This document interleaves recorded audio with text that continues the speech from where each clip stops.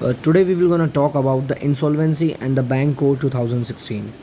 Actually हर साल आपने सुना होगा कि कई लोग बैंक का पैसा लेके भाग जाते हैं। आपने सुना होगा कि कई लोग इंसॉल्वेंट हो जाते हैं।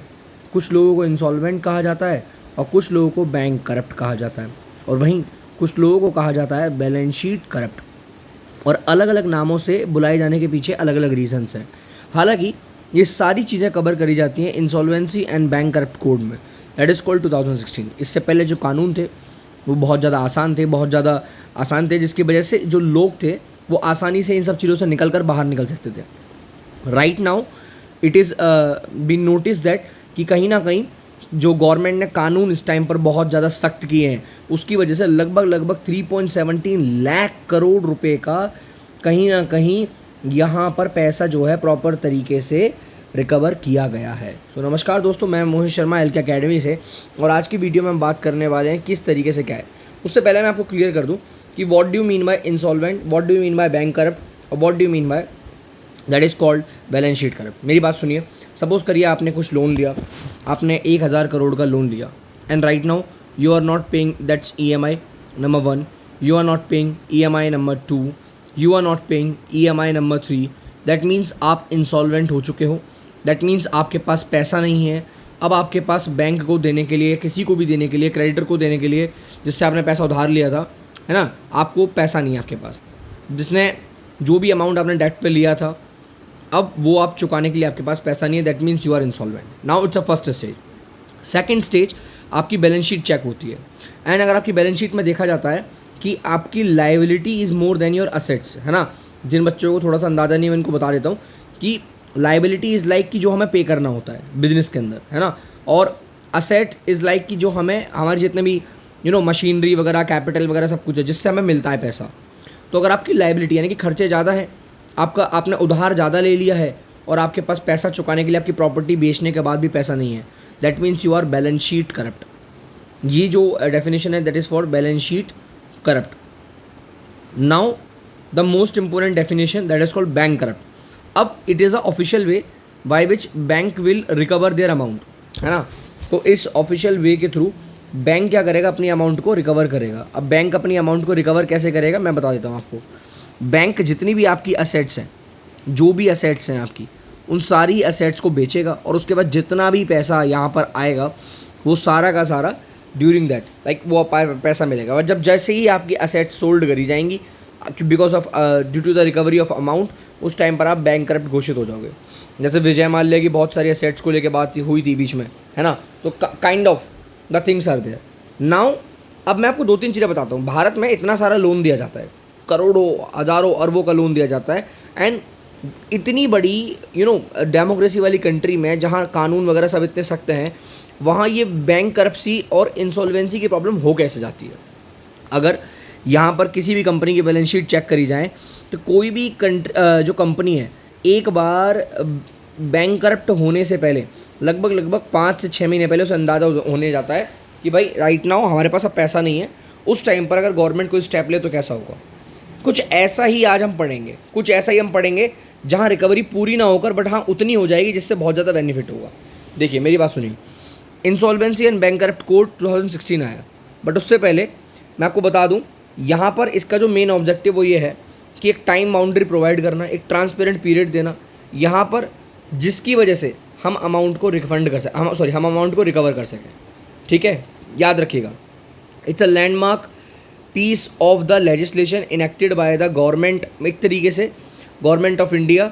यानी कि बेसिकली हमारा टारगेट है कि किस तरीके से हम मिनिमम टाइम पीरियड में, कम से कम टाइम पीरियड में जो भी अमाउंट है उसको रिकवर कर सकें। That's act actually procure. आज से पहले काफ़ी सारे एक्ट बनाए गए, जैसे कि मैं आपको बताऊं, ठीक है, this one act that was prepared, after that ये एक्ट बनाया गया, कंपनीज एक्ट ट्रिब्यूनल बनाया गया, एंड इनका इतना बेनिफिट नहीं हुआ क्योंकि ये बोरोवर फ्रेंडली थे।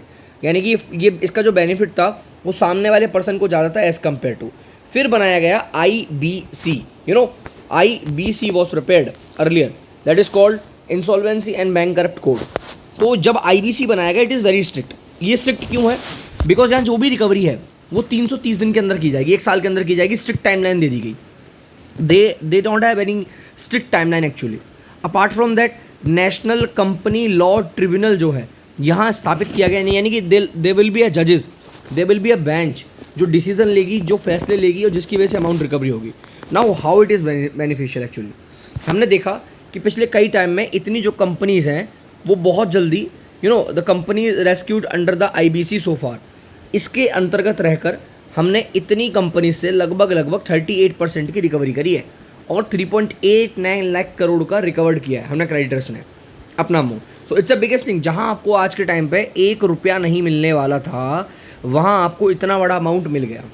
मैं अगर आपको नॉर्मल सी बात करूँ यहाँ पर, मतलब बोला कैसे जाता है, सपोज़ करो एक कंपनी जो 1000 करोड़ की है, उससे बोला गया भाई देखो तुम्हारे पास कुछ है तो है नहीं, अभी आज की डेट में एक काम करो, अपनी कंपनी को 800 करोड़ में बेच दो या अपनी कंपनी को 900 करोड़ में बेच दो, 930 करोड़ में बेच दो, काइंड ऑफ 93.4%। तो जो बंदे की कंपनी थी, जो लॉस में थी, जो दिवालिया होने वाला था, जो इंसॉल्वेंट होने वाला था, आज उसको अपनी कंपनी की वैल्यू 93.41% जो थी उसकी वो रिकवर हो गई। अगर 7% का लॉस भी है तो क्या दिक्कत है यार, he is having some kind of refund. So this is the thing that we have seen and लगभग 48% ऑफ ऑल बैंक्स ने यहाँ पर रिकवर करी है। इन सब का अगर मैं आपको आंकड़ा दिखाऊँ, that is very low, that is really low, but जो आंकड़ा यहाँ पर रिकवर हुआ है it's very high. Apart from that मैं आपको एक चीज़ बताता हूँ, लगभग 30,310 केसेस ऐसे थे जिनके बारे में पता था इनकी बैलेंस शीट देखकर कि हाँ ये अब बहुत जल्दी 5 से 6, 7, 8 महीने, 1 साल के अंदर ये दिवालिया होने वाले हैं, इंसॉल्वेंट होने वाले, बैंकरप्ट होने वाले हैं।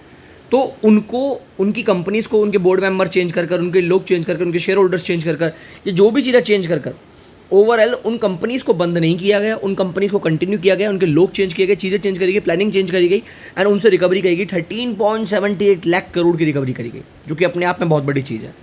Apart from that IIM Bangalore जो है, ठीक है, द IBC, उन्होंने बोला कि द IBC हेल्प्ड अस, तो जो कि पहले IIM बैंगलोर के आंकड़े के हिसाब से जो 11.2 करोड़ का, ठीक है, अगर मैं बात करूं तो 11.2 करोड़ का, सॉरी परसेंट का, 11.2% का नॉन परफॉर्मिंग असेट्स था जो हमें पहले रिकवर नहीं हो पाता था। आज वो उसका आंकड़ा गिरकर 2.8% हो गया। मैं बता दूं नॉन परफॉर्मिंग असेट्स का मतलब क्या है कि आपकी लाइबिलिटी ज़्यादा है, असेट कम है, तो वो सेट काम की तो है नहीं, तो this is called non performing assets.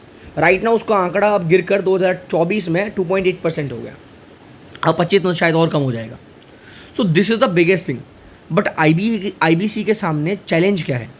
सबसे बड़ा चैलेंज जो IBC फेस कर सकती है वो ये है कि भाई साहब बहुत सारे केसेस चल रहे हैं और जो लिमिट है वो एक्सीड हो जाती है। उनके पास जो NCLT है उनकी कैपेसिटी लिमिटेड है, उनके पास बेंचेस लिमिटेड है, जजेस लिमिटेड है, स्टाफ लिमिटेड है, डिजिटलाइजेशन नहीं है। जैसे एग्जांपल दो, अगर मैं Bhushan power and steel case की अगर मैं बात करूं तो सुप्रीम कोर्ट ने इसको रीओपन कर दिया, तो लोगों का यानी कि क्रेडिटर्स का तो विश्वास उठेगा, क्रेडिटर का तो विश्वास उठेगा इस चीज़ पे से, NCLT से। So this is the most important thing that government need to do that, कि इनकी कैपेसिटी, इनकी पावर को थोड़ा और बढ़ाने की ज़रूरत है, जिसकी वजह से हम यहाँ रिकवरीज रेट हो या कोई भी चीज़ हो उसको ज़्यादा बड़े लेवल पर देख पाएँ और कर पाएँ।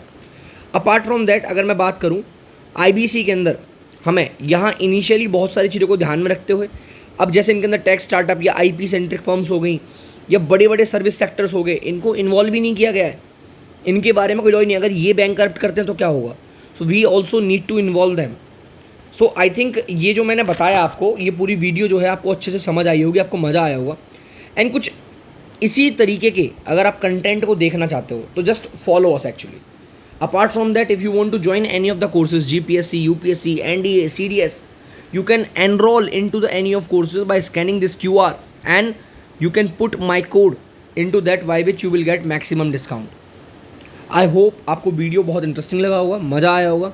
अगर आपको मज़ा आया, आपको कंटेंट अच्छा लगा तो वीडियो को लाइक करिए, चैनल को सब्सक्राइब करिए। तब तक मिलेंगे हम नेक्स्ट वीडियो में, तब तक के लिए जय हिंद, वंदे मातरम।